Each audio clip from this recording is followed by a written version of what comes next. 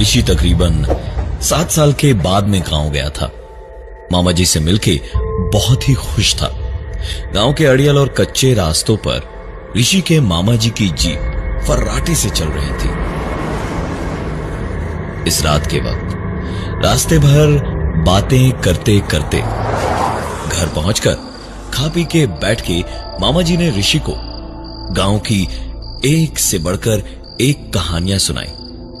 लेकिन एक कहानी थी जिसने ऋषि का सिर्फ ध्यान ही अपनी ओर नहीं खींचा, बल्कि उसे सोचने पर मजबूर कर दिया कि वो खुद जाकर देखे। वो बात थी मामा जी के घर से 5 मिनट की दूरी पर नदी के उस पार एक लाइब्रेरी की, जो करीबन 30 सालों से बंद थी, क्योंकि वहां भूतों का डेरा था। हो ना हो, कुछ तो गड़बड़ जरूर है वहां। ऋषि के दिमाग में यही चल रहा था, क्योंकि भूत प्रेतों पे रत्ती भर भी विश्वास नहीं था उसे।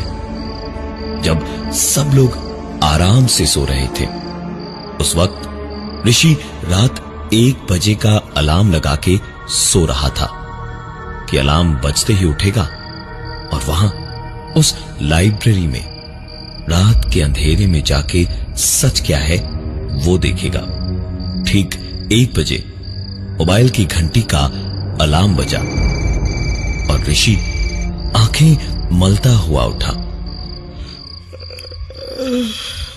और उसके बाद चुपचाप छुपता छुपाता सबसे बचता हुआ ऋषि नदी के पास पहुंचा तो हल्की हल्की नदी की बहती हवा और पानी की हल्की आवाजों के साथ मिलके झिंगुरों और सारे जानवरों की आवाजें माहौल की खूबसूरती में डर को शरबत में चीनी की तरह खोल रही थी। देख के लगना तो बहुत अच्छा चाहिए था, लेकिन उल्लुओं और सियारों की आवाजें पूरे माहौल को बेहद डरावना बनाए हुए थी। ऋषि सोच ही रहा था कि उस पार कैसे जाएगा, जब एक आवाज ने उसके सवाल का जवाब दे दिया। ऋषि ने देखा तो अंधेरे में एक नाव वाला खैनी हथेली से अपने दांतों के बीच रखता हुआ बोला, क्या हुआ बाबूजी, नदी पार करी हो का? हम पार करा दें? ऋषि ने जवाब दिया, हाँ हाँ, जाने के लिए तो आए हैं। नदी पार उस भूतिया लाइब्रेरी में जाना है, चलोगे? नाव वाले ने मुस्कुराकर ऋषि को बैठने का इशारा किया और नाव चल पड़ी। पूरे माहौल में अब ढेर सारी डरावनी आवाजों के साथ नाव की पतवारों की आवाजें भी गूंज रही थी। कुछ आगे नाव पहुंची तो ऋषि ने पानी में हाथ डाला और लहरों में हाथ चलाया ही था जब नाव वाले ने कहा, अरे बाबूजी, ऐसे माहौल में फिल्मी ना बनिए। भूत प्रेतों का इलाका है, कहीं कोई हाथ पकड़ के पानी में न खींच ले। ऋषि जोर से हंसा और बोला, अरे हाथ पकड़ के अंदर पानी में खींच लेगा? तुम गांव वाले ना किसी भी बकवास को मान लेते हो, हा? लेकिन ज्यादा देर तक ऋषि की हंसी टिकी नहीं। सचमुच उसका हाथ पकड़ के किसी ने खींचा और वो पानी के अंदर उस छोटे से तालाब में डूबने लगा। और आखिरकार हाँफता हुआ ऋषि अपनी नींद से जागा तो देखा घड़ी में टाइम 12:55 का हुआ था। ऋषि ने अलार्म ऑफ किया और उठ के हाथ मुंह धोकर चुपके से कमरे से बाहर निकलकर उस नदी की ओर जाना शुरू किया। तकरीबन 5 मिनट चल के ही ऋषि वहां पहुंच भी गया। बिल्कुल वैसा ही माहौल जैसा थोड़ी देर पहले सपने में देखा था। और एक आवाज और आई। ऋषि ने देखा तो उसकी आंखें पथरा सी गईं, क्योंकि उसके सामने वही नाव वाला खड़ा था जो उसे अभी अभी सपने में दिखा था। और उस नाव वाले ने कहा, का हुआ बाबूजी, नदी पार करी हो का? हम पार करा दें? ऋषि ने खुद को समझाया, ये सब कुछ बस एक इत्तेफाक है, और नाव वाले को जाने से मना करके नदी के किनारे किनारे कच्ची पगडंडी पे चलने लगा, उसी लाइब्रेरी की ओर। ऋषि के बढ़ते हुए कदमों के साथ साथ उसे पतवार के चलने की आवाजें भी सुनाई दे रही थी, लेकिन अंधेरे में कुछ भी दिखाई नहीं दे रहा था। कुछ दूर चलने पर ऋषि को लकड़ी का एक कच्चा सा पुल दिखाई दिया।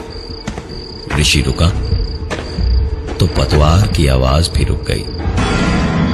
नदी पार करने के लिए जरूर इसी पर से छोटी गाड़ियां, साइकिल और पैदल लोग नदी के उस पार जाया करते होंगे। ऋषि पुलिया पार करने को आगे बढ़ा तो पतवार की आवाजें फिर पीछे पीछे सुनाई देने लगी। पुल के बीचों बीच जहां झूलते हुए पुल काफी नीचे तक आ गए थे, वहां से आती हुई पतवार की आवाज को देखने के लिए ऋषि थोड़ा सा झुका ही था जब देखे हुए सपने का एक और हिस्सा सच हो गया और ऋषि को किसी ने पीछे से ऐसा धक्का दिया कि वो सीधा पुल से नीचे नदी में गिर गया और डूबने लगा।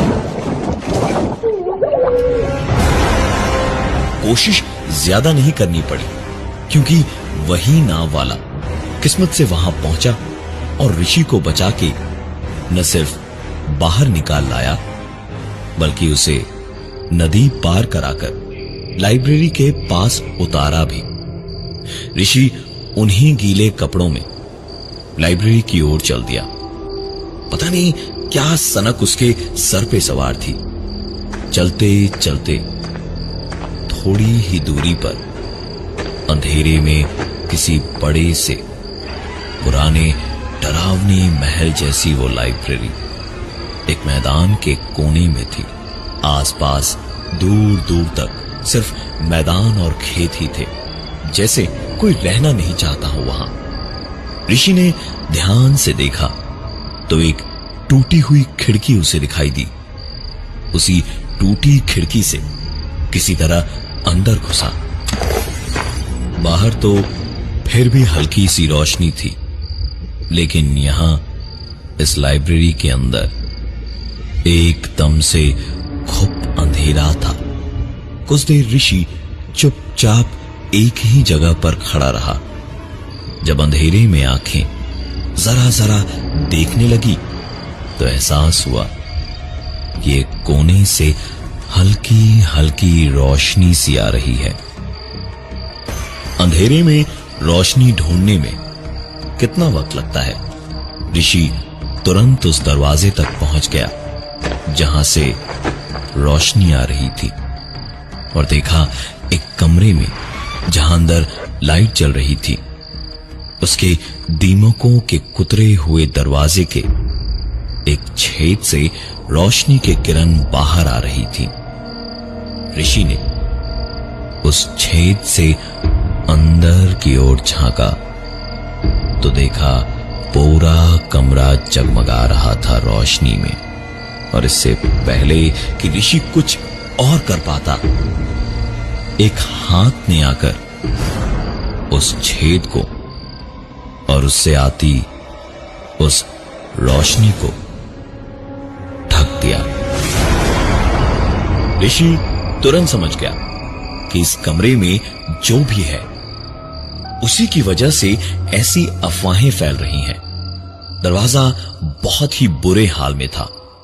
दीमकों ने कुतर कुतर के उसे बिल्कुल भुरभुरा सा, किसी बिखर जाने वाले कांच के टुकड़े जैसा बना रखा था। ऋषि ने आधी ही ताकत लगाकर एक लात मारी तो दरवाजा बिल्कुल टूट के न सिर्फ गिरा बल्कि सचमुच बिखर के फर्श पे फैल गया। दरवाजे के ऐसे बिखरने से सालों से जमी हुई धूल और कुतरी हुई लकड़ी का हवा में फैला हुआ बुरादा थोड़ी देर में छटा और इससे ऋषि का खांसना रुका तो उसने अपने सामने देखा।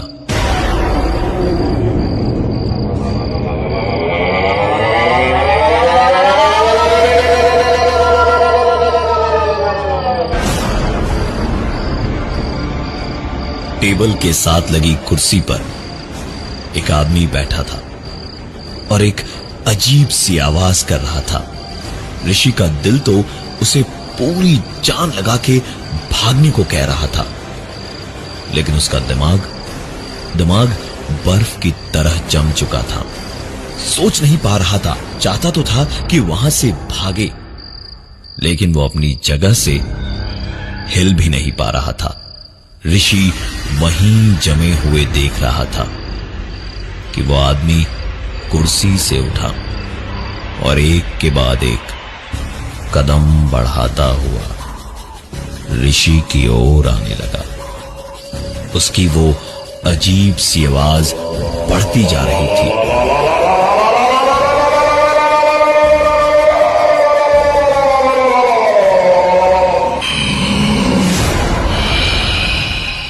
और उस आदमी ने धीमे धीमे 2 कदम ही बढ़ाए होंगे जब ऋषि जैसे बेहोशी से जागा और पलट के भागने को दौड़ा, लेकिन ऋषि किसी तरह दोबारा उठकर कमरे से बाहर भागा तो कमरे की रोशनी से बाहर अंधेरे में लकड़ी के फर्नीचर से टकरा के मुंह के बल जोर से गिरा।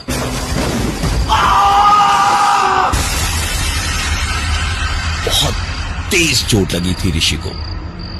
उठ के भागना तो दूर, उसके लिए हिलना भी मुश्किल था। सर पे बहुत ज्यादा जोर की चोट लगी थी, पर इस वक्त जान पे भी बनी हुई थी। उसे समझ नहीं आ रहा था कि क्या करे। तभी अंधेरे में नजर गई एक कोने पे जहां कुछ फर्नीचर्स ऐसे रखे थे जिसके पीछे आराम से छुपकर ऋषि बैठ सकता था। रेंगते हुए, खुद को घसीटते हुए ऋषि उन फर्नीचर्स के पीछे गया और वहां दुबक के सांस धीमी करके बैठ गया। और उम्मीद सिर्फ इतनी थी कि वो आदमी इस तरफ ना आए, लेकिन अंधेरे में अब साफ साफ ऋषि देख पा रहा था कि वो आदमी धीमे धीमे ऋषि की ही तरफ आ रहा था। ऋषि एक बार फिर वहीं जम गया। ऋषि चाह कर भी वहां से हिल नहीं पा रहा था और वो आदमी करीब आता जा रहा था और ऋषि के देखते देखते ही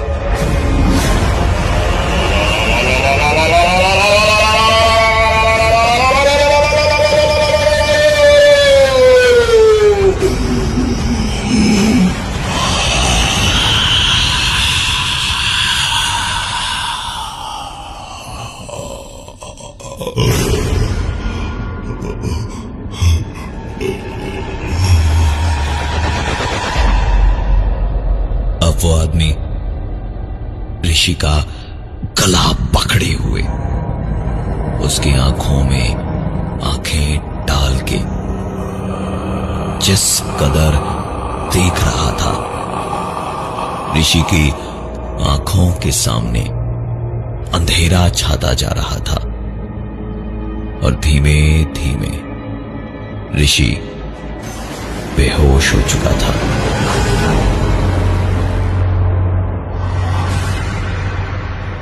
ऋषि की आंख खुली तो सवेरा हो चुका था।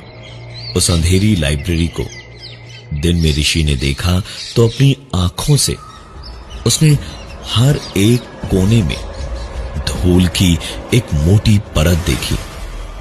लकड़ी के हर टुकड़े को दीमकों ने कुतर के भुरभुरा कर रखा था। लेकिन अजीब बात यह थी कि ऋषि जिस तरफ से अंदर आया था उस तरफ अब एक भी खिड़की दरवाजा नहीं था। ऋषि ने ज्यादा दिमाग नहीं लगाया और भागने में ध्यान दिया और चारों तरफ बस भागता रहा कि कहीं न कहीं से बाहर निकलने का रास्ता जरूर मिल जाएगा। ऋषि जब एक आसानी से तोड़े जा सकने वाले दरवाजे के पास पहुंचा तो उसे तोड़ने के लिए कुछ ढूंढ ही रहा था इधर उधर जब एक कबूतर आकर उसके सामने गिरा। कबूतर बुरी तरह तड़प रहा था, जैसे बस अगले ही पल उसकी जान निकल जाएगी। पर फड़फड़ाता हुआ वो कबूतर आखिरकार अपनी जिंदगी से आजाद हो गया और ऋषि उसे देखता हुआ बस मामा जी की कही हुई एक बात को याद करने लगा। उस भूतिया लाइब्रेरी में जिसकी भी मौत आती है उसके ठीक पहले एक कबूतर जरूर मरता है। ऋषि के दिल में इस बात को याद करके एक खोखला सा डर बैठ गया था। उस कबूतर को देखते देखते और मामा जी को याद करते हुए वो वहीं अपना डर पकड़ के रोता हुआ बैठ गया।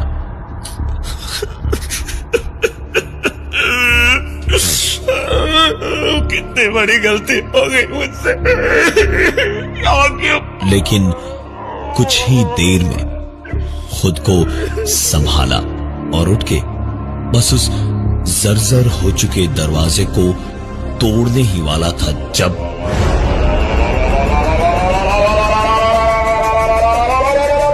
वही आवाज एक बार फिर से होने लगी और ऋषि की आंखों के आगे एक बार फिर से अंधेरा छाने लगा।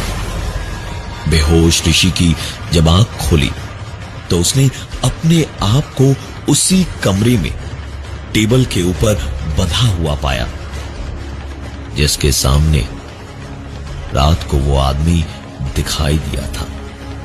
टेबल पर बंधे हाल में ही ऋषि ने देखा कि वही आदमी खड़ा था और अब दिन के उजाले में ऋषि ने साफ साफ देखा कि वो कोई और नहीं उसके मामा जी ही थे।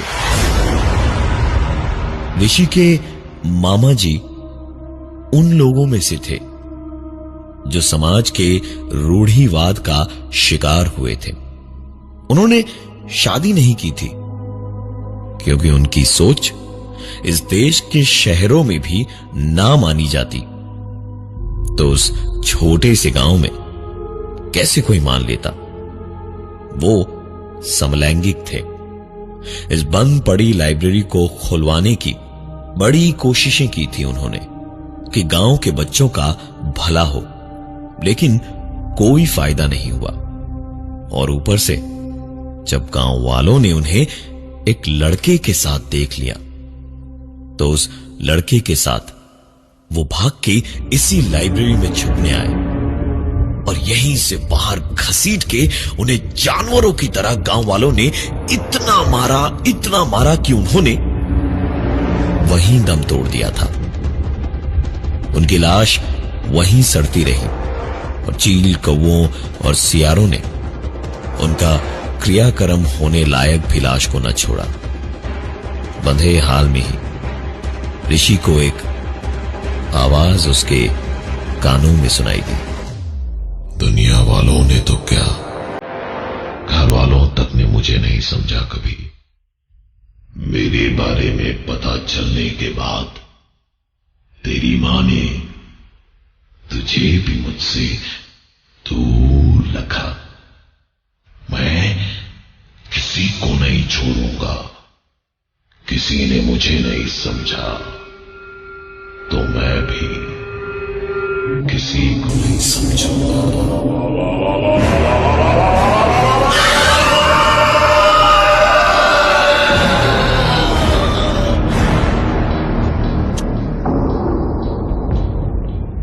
गांव में आज भी वो लाइब्रेरी बंद पड़ी है। कोई उधर नहीं जाता, क्योंकि कहते हैं कि अब वहां एक नहीं, दो आत्माएं रहती है। दो आत्माएं।